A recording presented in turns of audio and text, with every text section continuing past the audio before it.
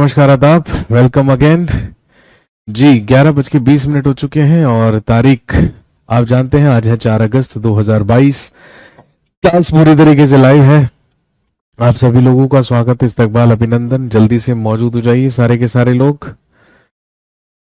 हाँ जी, जल्दी से याद दिलाएंगे और बताएंगे लास्ट क्लास में कहाँ तक पहुंचे थे, उसी के आगे से कंटिन्यू करना है। हाँ जी, लास्ट क्लास में हमने कहाँ तक पढ़ लिया था, प्लीज एक बार बता दीजिए।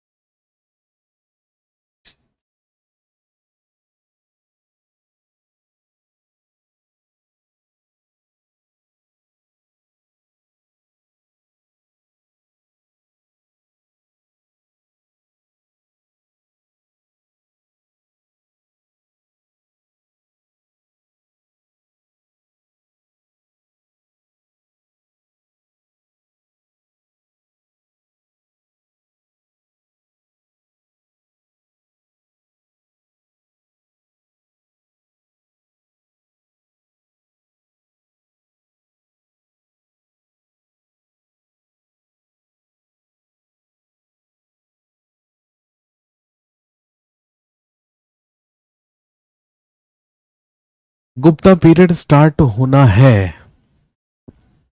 ओके, कहने का मतलब है हमने स्टार्ट किया था पढ़ना गुप्ता पीरियड या गुप्त काल के बारे में, और मैंने आपको बताया था अबाउट दोज आर्कियोलॉजिकल सोर्सेज जहां से हमें गुप्त काल के बारे में जानकारी मिलती है।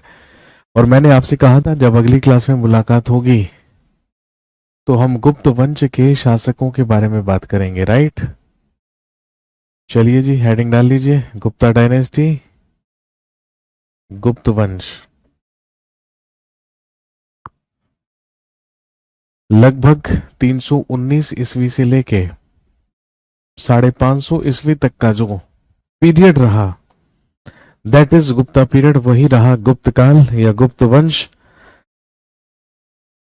इसी के बारे में हम चर्चा करेंगे।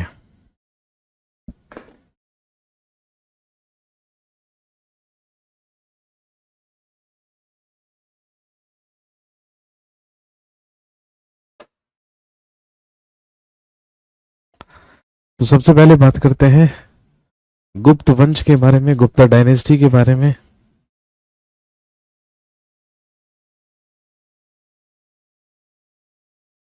लिखेंगे द फाउंडर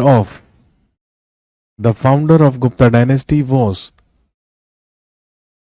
श्री गुप्ता। गुप्त वंश का संस्थापक श्री गुप्त नामक शासक हुआ।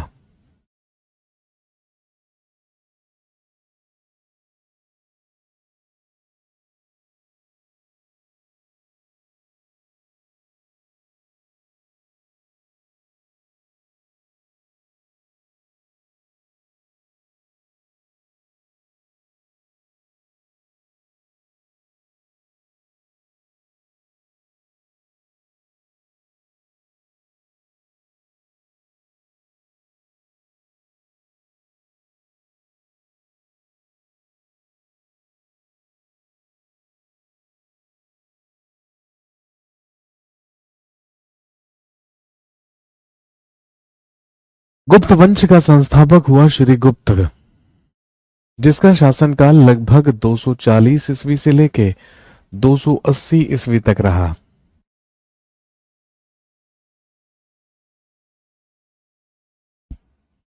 इसका शासनकाल 240 से लेके 280 ईस्वी तक रहा।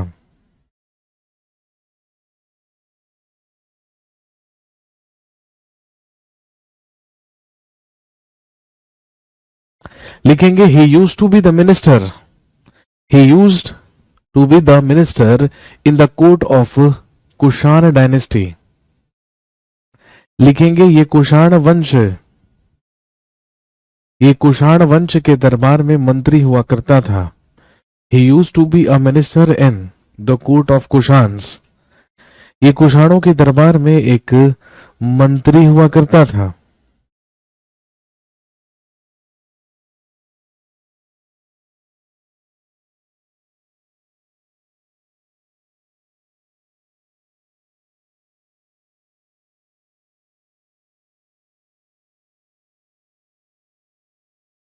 लिखेंगे he had taken the title of, he had taken the title of Maharaja. लिखेंगे इसने महाराजा की उपाधि धारण की थी। He had taken the title of Maharaja, इसने महाराजा की उपाधि धारण की थी। He was succeeded by his son Ghatotkacha, इसका उत्तराधिकारी, इसका उत्तराधिकारी इसका पुत्र घटोत्कच हुआ।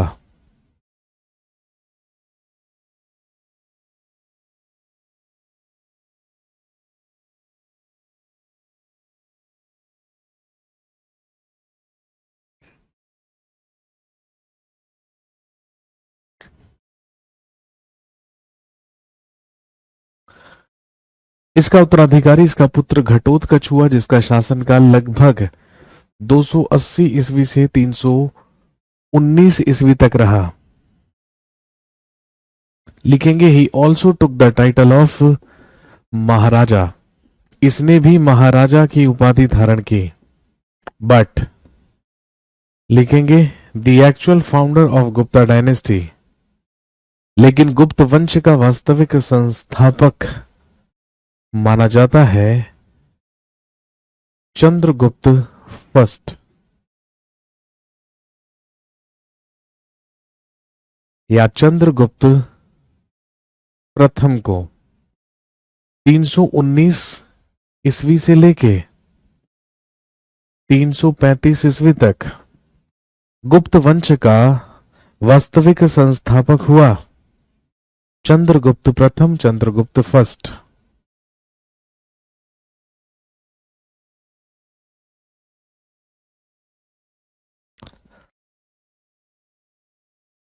गुप्त वंश का वास्तविक संस्थापक माना जाता है चंद्रगुप्त प्रथम को। और क्योंकि ये वास्तविक संस्थापक माना जाता है, इसीलिए वास्तविक तौर पर एक्चुअली गुप्त साम्राज्य की शुरुआत ही कहां से मानी जाती है? 319 ईस्वी से। और जिस साल ये सिंहासन पर बैठा, उसी साल इसके द्वारा चलवाया गया एक न्यू एरा जो कहलाता है गुप्त संवत। इसी के द्वारा 319 ईस्वी में गुप्त संवत चलवाया गया।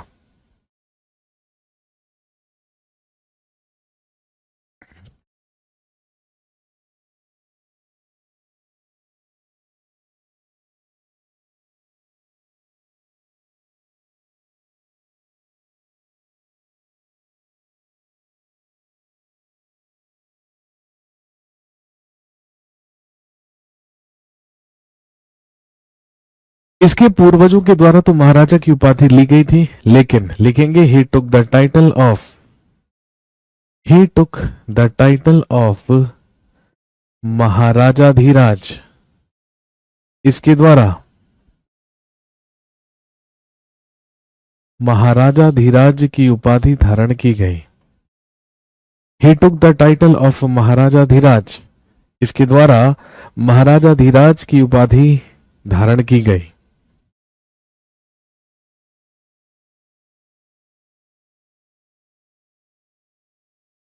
लिखिए he got married with Lichchhavi princess Kumar Devi. इसने लिच्छवी की राजकुमारी कुमार देवी के साथ विवाह किया। And he was first Gupta ruler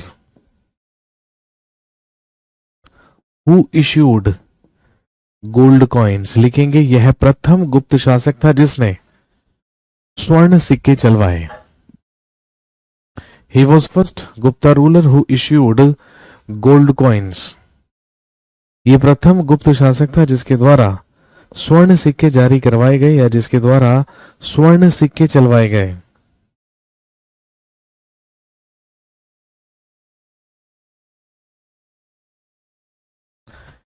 इसका उत्तराधिकारी इसका पुत्र हुआ जिसे हम जानते हैं समुद्रगुप्त के नाम से। अगला शासक समुद्रगुप्त 335 ईस्वी से लेकर 375 ईस्वी तक गुप्त साम्राज्य में शासन किया समुद्रगुप्त ने, और आप जानते हैं इसी को इतिहासकार V.A. स्मिथ ने क्या कहा है? He is known as Napoleon of India. Samudragupta को ही कहा जाता है भारत का नेपोलियन। इसे भारत का नेपोलियन कहा जाता है, is known as Napoleon of India.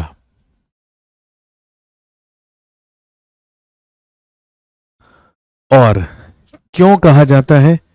इसलिए कहा जाता है क्योंकि ही defeated 12 rulers in south India and 9 rulers in north India. इसने दक्षिण भारत के 12 और उत्तर भारत के 9 शासकों को पराजित किया था। He defeated 12 rulers of South India and 9 rulers of North India.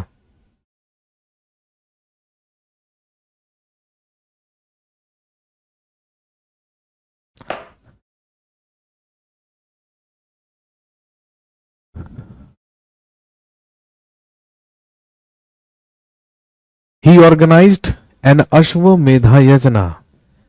इसके बाद इसने एक अश्वमेघ यज्ञ करवाया और अपने ही कोर्ट राइटर, दरबारी लेखक हरिशेन से अपनी विजयों का वर्णन इसने करवाया इलाहाबाद स्तंभ लेख में, जहां पर लिखी गई प्रयाग प्रशस्ति, प्रयाग स्तंभ में।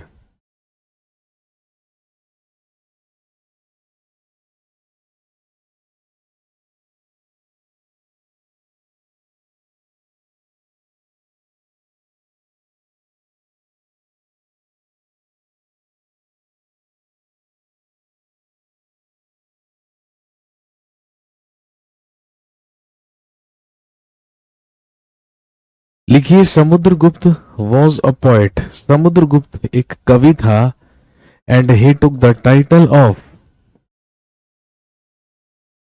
कविराज, और इसके द्वारा कविराज की उपाधि धारण की गई। He took the title of Kaviraj, इसके द्वारा कविराज की उपाधि धारण की गई।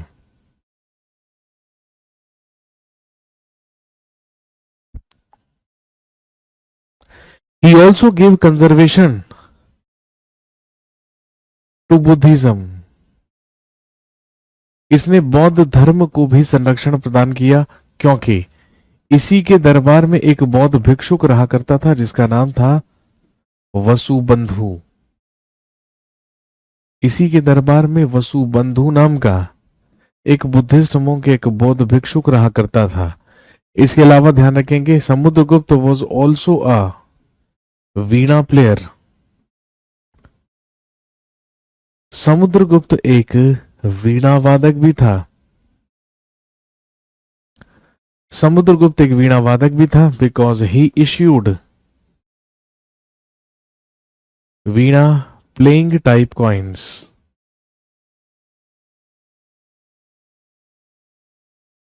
और ध्यान रखेंगे, इसी के द्वारा वीणा वादन करते हुए सिक्के जारी करवाए गए थे। आप कह सकते हैं कि इसी के सिक्कों पर इसे वीणा वादन करते हुए चित्रित किया गया है।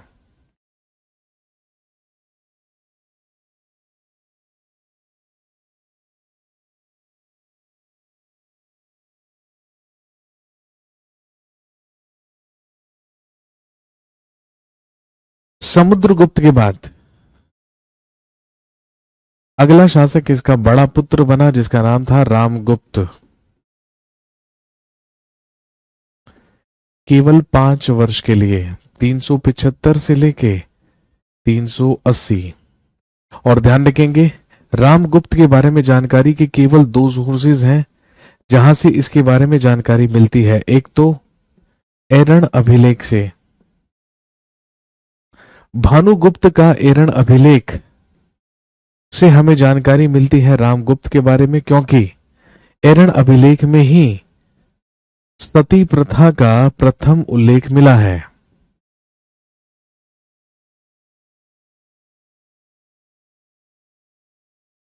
और दूसरा, एक नोवेल, एक उपन्यास जो कहलाता है देवी चंद्रगुप्तम। देवी चंद्रगुप्तम जिसको लिखा था विशाख दत्त ने, जो जानकारी देता है रामगुप्त के बारे में।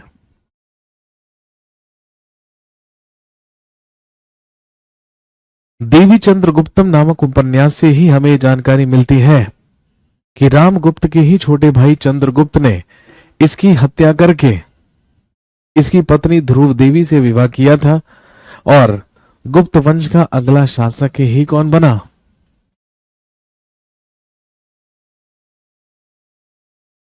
लिखेंगे Chandragupta second.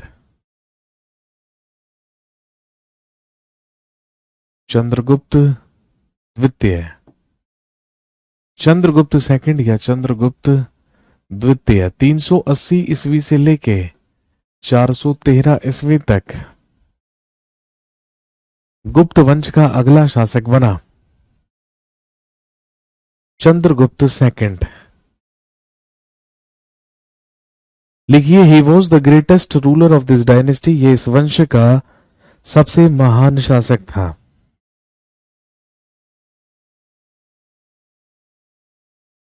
He was the greatest ruler of this dynasty. ये इस वंश का सबसे महान शासक था।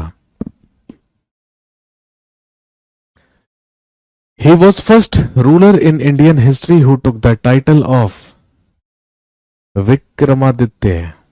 भारत के इतिहास में विक्रमादित्य की उपाधि धारण करने वाला ये प्रथम शासक था। वैसे तो भारत के इतिहास में 14 रूलर्स ने, 14 शासकों ने विक्रमादित्य की उपाधि धारण की है, लेकिन सबसे पहले विक्रमादित्य की उपाधि धारण करने वाला ही कौन था? चंद्रगुप्त सेकंड, चंद्रगुप्त द्वितीय।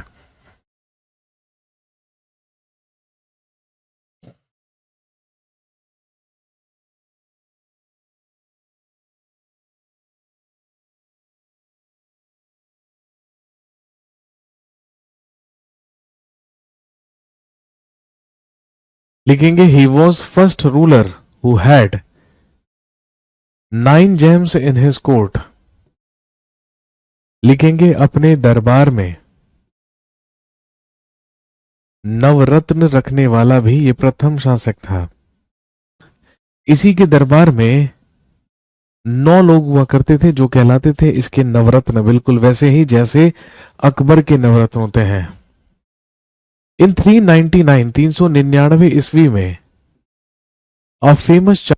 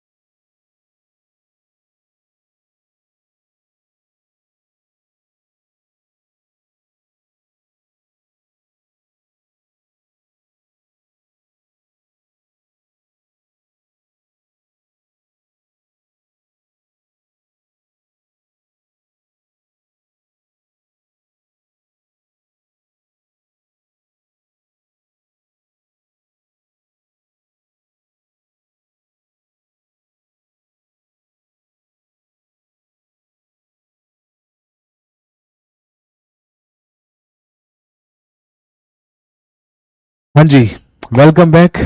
हाँ जी, मैं कह रहा था कि यदि हम दोनों शासकों में प्रथम और द्वितीय नहीं लगाएंगे तो आप खुद बताइए कि हमें कैसे पता चलेगा कि दोनों में अंतर क्या है और हम किस शासक के बारे में बात कर रहे हैं।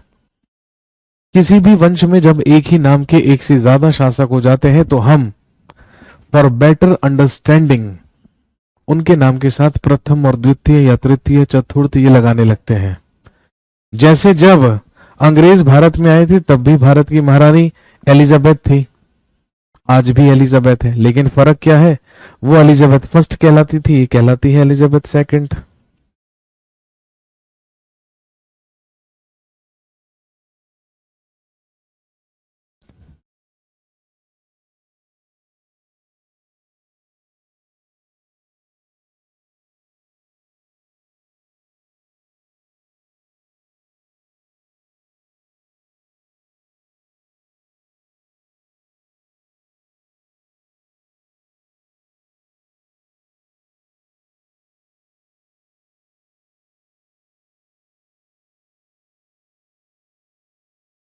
लिखेंगे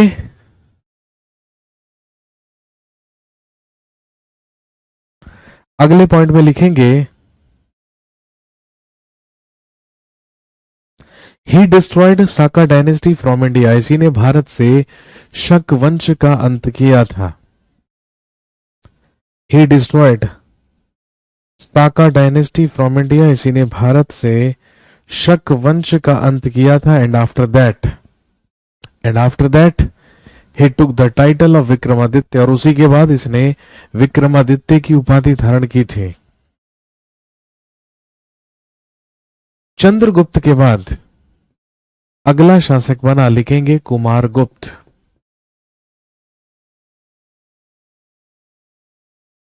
अगला राजा हुआ कुमारगुप्त, 413 ईस्वी से लेके 454 ईस्वी तक। His title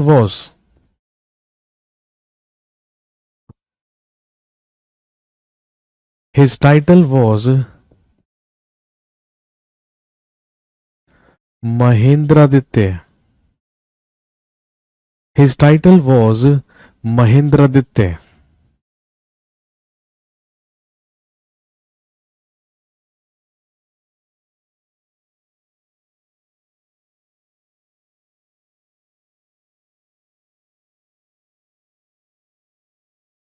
His title was Mahendraditya.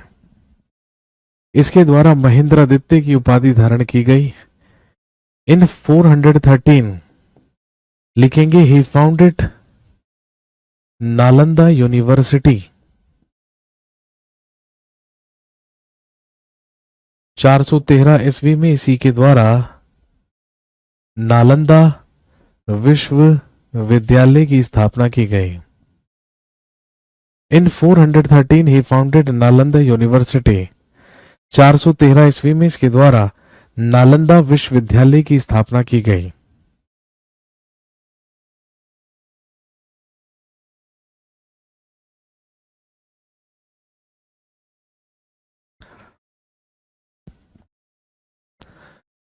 लिखेंगे this is considered as the oldest university of present India, इसे वर्तमान भारत का प्राचीनतम विश्वविद्यालय माना जाता है। This is considered as the oldest university of present India, इसे वर्तमान भारत का प्राचीनतम विश्वविद्यालय माना जाता है। वैसे तो आप जानते हैं कि भारत की सबसे पुरानी यूनिवर्सिटी कहलाती है तक्षशिला। भाई लेकिन तक्षशिला भारत में नहीं है ना, अब तो वो पाकिस्तान में जा चुकी है।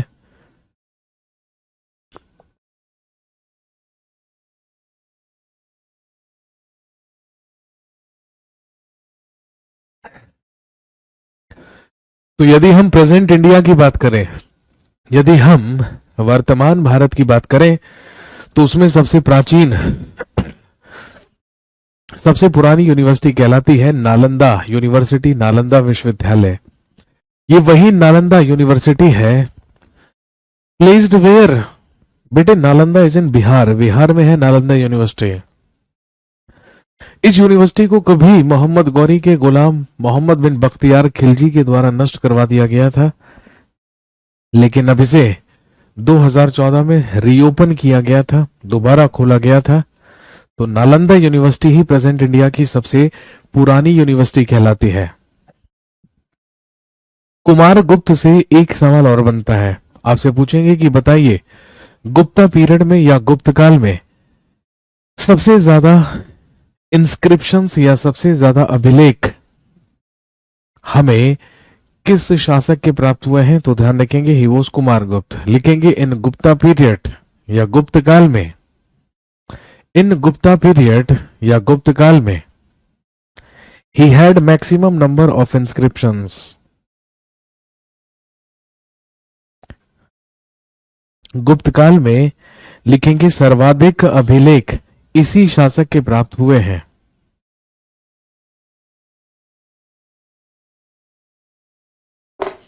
गुप्त काल में सर्वाधिक अभिलेख इसी शासक के प्राप्त हुए हैं।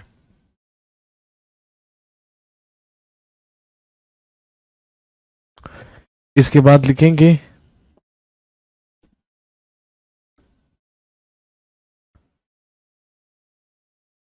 The last great ruler of this dynasty, इस वंश का अंतिम महान राजा हुआ, लिखिए स्कंदगुप्त।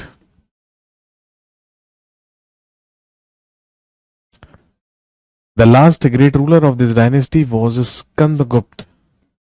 454 से लेके 467 तक इसका शासन रहा। दो सवाल बनेंगे स्कंदगुप्त से और हम पहले डिस्कस कर चुके हैं। सबसे पहला लिखेंगे he performed second renovation of Sudarshan lake on Girnar hill. इसने गिरनार पर्वत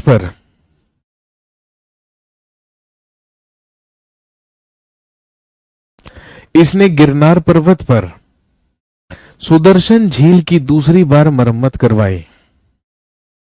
ही performed the second renovation of Sudarshan lake on Girnar हिल।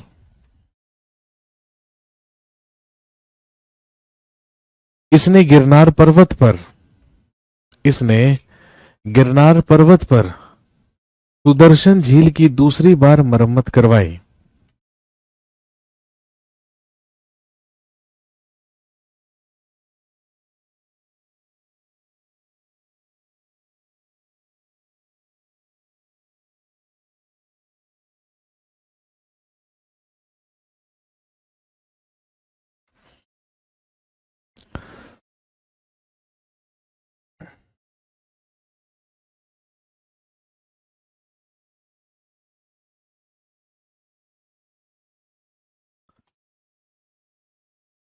और इसी के शासनकाल में हुआ, लिखेंगे फर्स्ट इन्वेजन ऑफ हूण रूलर्स, या लिखेंगे हूणों का प्रथम आक्रमण। कुछ विदेशी इन्वेडर्स आक्रमणकारी थे जिन्हें हूण या मलेच्छ कहा जाता था, जिनका शासक हुआ करता था तोरमाण। स्कंदगुप्त के ही शासनकाल में सबसे पहला हूणों का आक्रमण हुआ था। लिखेंगे in that attack Skandagupta defeated Toramana. इस आक्रमण में स्कंदगुप्त ने तोरमाण को पराजित किया था। In that attack Skandagupta defeated Toramana.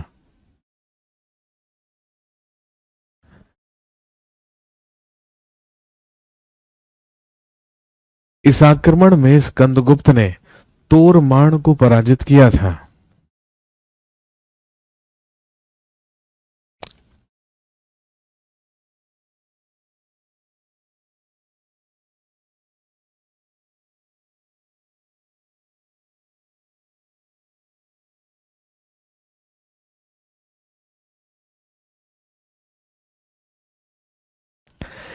इसके बाद बहुत तेजी से गुप्त साम्राज्य का पतन हुआ। इसके बाद और भी कई शासक हुए, लेकिन सभी अयोग्य शासक थे। लिखेंगे the last ruler of this dynasty was Vishnugupta. गुप्त साम्राज्य का अंतिम शासक, गुप्त साम्राज्य का अंतिम शासक विष्णुगुप्त हुआ।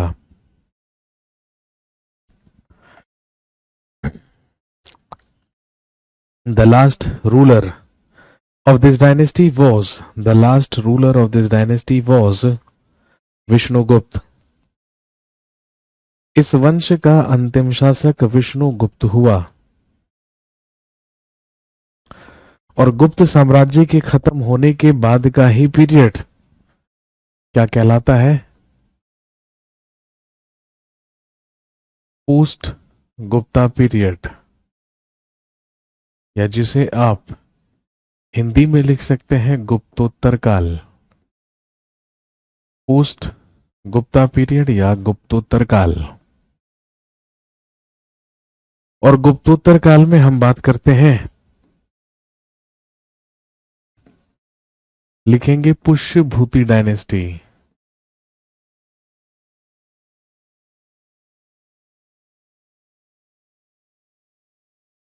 या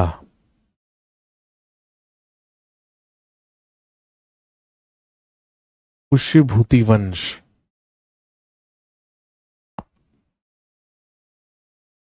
पुष्यभूति डायनेस्टी या पुष्यभूति वंश। और ध्यान रखेंगे इसी को वर्धन वंश भी कहा जाता है। और इसी में हम बात करते हैं हर्षवर्धन के बारे में। हर्षवर्धन जिसका शासनकाल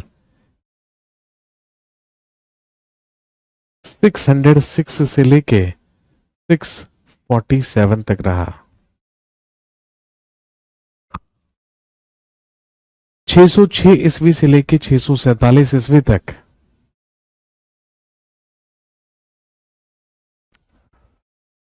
हर्षवर्धन, लिखेंगे he is known as last Hindu सम्राट ऑफ इंडिया। भारत का अंतिम हिंदू सम्राट कहा जाता है हर्षवर्धन को।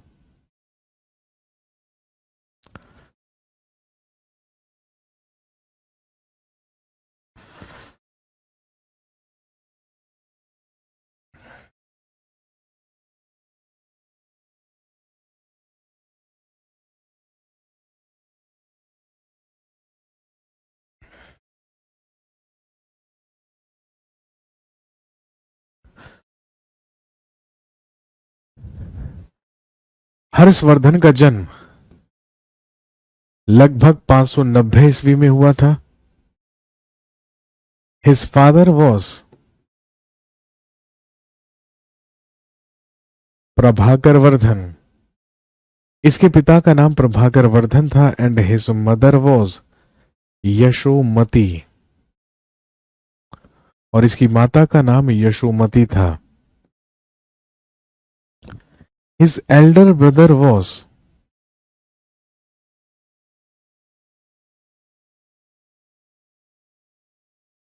राज्यवर्धन। इसके बड़े भाई का नाम राज्यवर्धन था और इसकी एक बहन थी जिसका नाम था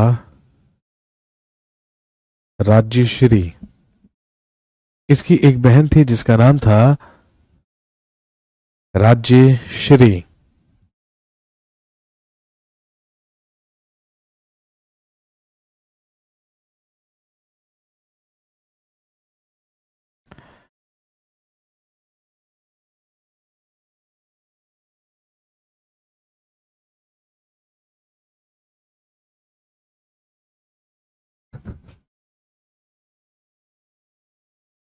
His capital was थानेश्वर। इसकी राजधानी थानेश्वर हुआ करती थी जो वर्तमान में हरियाणा में है, कुरुक्षेत्र में। लेकिन इसने अपनी दूसरी राजधानी उत्तर प्रदेश के कन्नौज को भी बनाया था।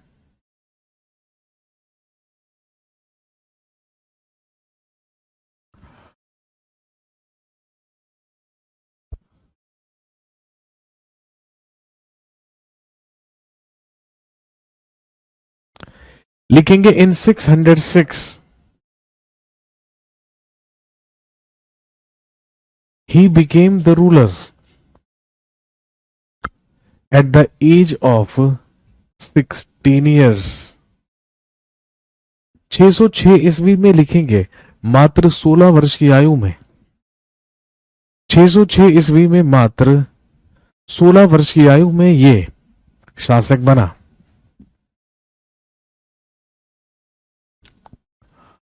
और जिस साल शासक बना उसी साल इसने एक संवत चलाया जिसे कहा जाता है हर्ष संवत। हर्षवर्धन के ही शासनकाल में 629 ईस्वी में famous Chinese traveller Xuanzang arrived India. इसी के शासनकाल में प्रसिद्ध चीनी यात्री हुएनसांग भारत आया, जिसके द्वारा एक प्रसिद्ध पुस्तक लिखी गई थी जो कहलाती है सी यू की।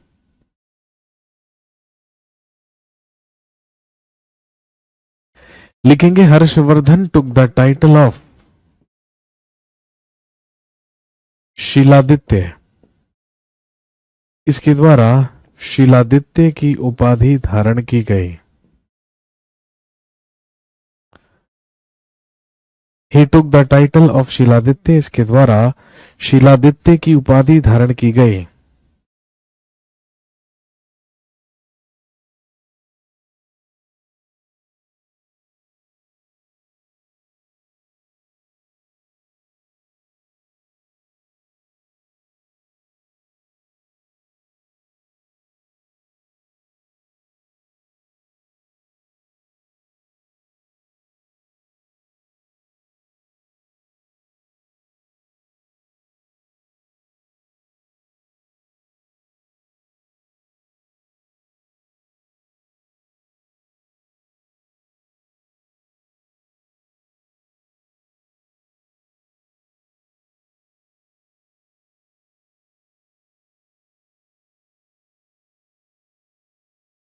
लिखिए his court poet was Banabhatta. इसका दरबारी कवि बाणभट्ट हुआ करता था, जिसके द्वारा हर्षचरित और कादंबरी नामक पुस्तक लिखी गई। और क्योंकि हर्षवर्धन भी एक साहित्यकार शासक था, इसीलिए इसने लिखी थी नागानंद रत्नावली और प्रियदर्शिका। इसी के द्वारा लिखी गई नागानंद रत्नावली और Priyadarshika.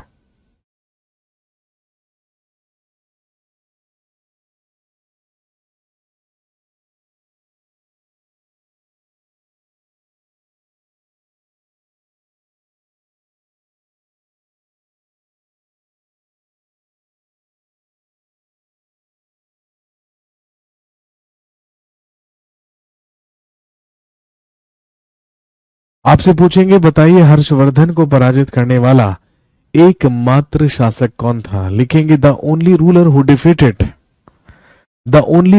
Defeated Harshvardhan was the only ruler who defeated Harshvardhan was लिखिए पुलकेशिन सेकंड। लिखेंगे हर्षवर्धन को पराजित करने वाला एकमात्र शासक। हर्षवर्धन को पराजित करने वाला एकमात्र शासक पुलकेशिन द्वितीय था।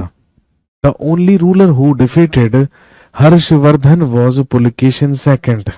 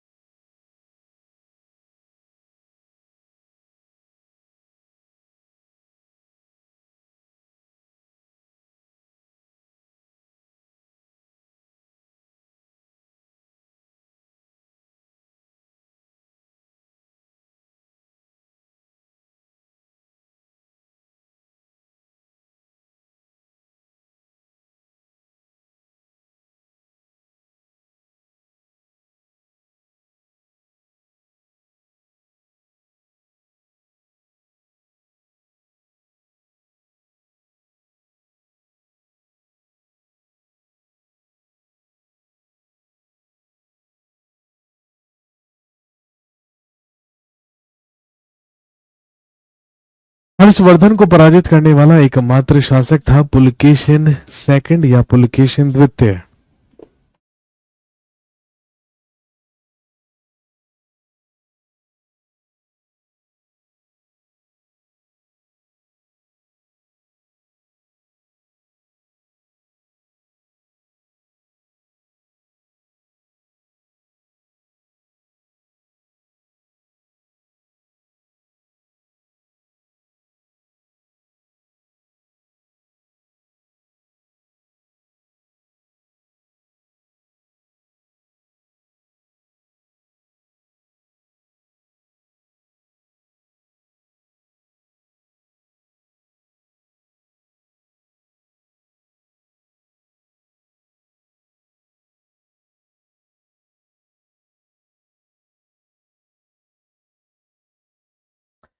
जैसे ही हर्षवर्धन समाप्त हुआ, लिखेंगे इन 647 ही डाइड। 647 ईस्वी में इसकी मृत्यु हो गई। और हर्षवर्धन के मरने के बाद भारत छोटे छोटे राजवंशों में डिवाइड हो गया। जहां एक तरफ 7th सेंचुरी में हर्षवर्धन समाप्त हुआ, वहीं दूसरी तरफ अरब में आप जानते हैं 7th सेंचुरी में ही इस्लाम धर्म की स्थापना हुई। और उसके बाद 712 ईस्वी में भारत पर सबसे पहला मुस्लिम इन्वेजन, सबसे पहला मुस्लिम आक्रमण हुआ, जो किसने किया? मोहम्मद बिन कासिम ने। और वहीं से शुरुआत हो जाती है किसकी? मेडिवल इंडिया या मध्यकालीन भारत की। तो दोस्तों यहां पर समाप्त होता है एंशिएंट इंडिया, यहां पर खत्म होता है प्राचीन भारत। आज के लिए इतना ही। थैंक यू वेरी मच, शुक्रिया, धन्यवाद। तो हिस्ट्री का एक पार्ट एंशिएंट इंडिया या प्राचीन भारत यहीं पर क्या हो जाता है? समाप्त हो जाता है, क्योंकि आप जानते हैं कि हिस्ट्री को 3 भागों में विभाजित किया गया है, एंशिएंट इंडिया, मेडिवल इंडिया और मॉडर्न इंडिया। तो चलिए जी, विदा लेते हैं आपसे। Thank you very much, have a nice day, शुक्रिया।